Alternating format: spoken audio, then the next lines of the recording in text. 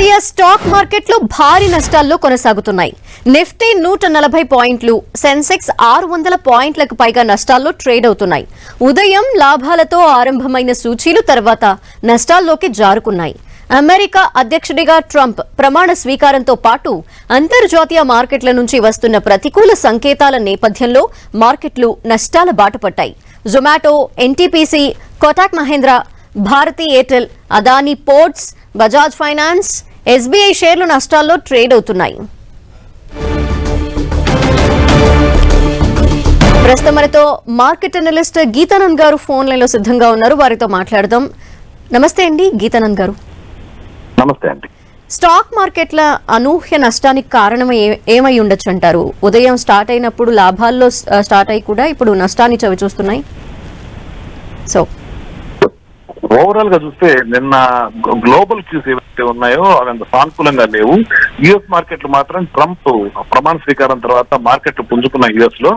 అయితే 25% tax tariff Canada మీద, Mexico మీద ఇమీడియట్ గా February 1 నుంచి అమల్లోకి వస్తుంది అని అతను ఏదైతే కామెంట్స్ చేశాడో అవి ఎమర్జింగ్ మార్కెట్స్ మీద బాగా ఒత్తిడి చూపిస్తున్నాయని చెప్పొచ్చు. ఈ గ్లోబల్ క్యూస్ వల్ల మార్కెట్ కొంత పతనమైంది.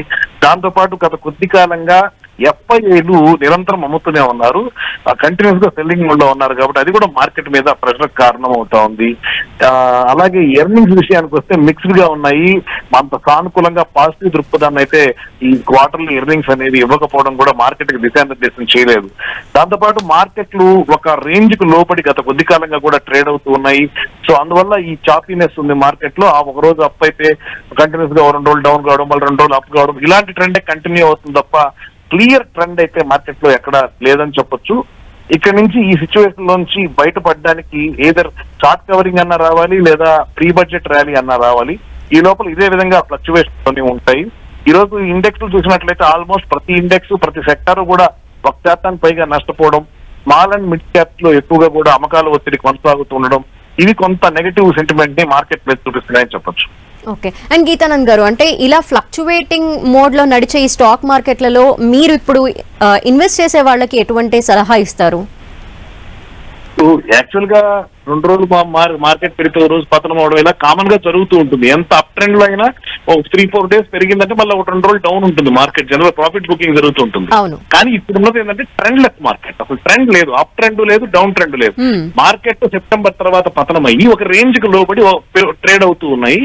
ఈ రేంజ్ బ్రేక్ అయ్యి ఒక దిశలోకి వచ్చేదాకా కూడా కొంత ఫ్లక్చువేషన్స్ ఉంటాయని చెప్పొచ్చు. Okay. End of the day కి ఎలా ఉండొచ్చు అంటారు?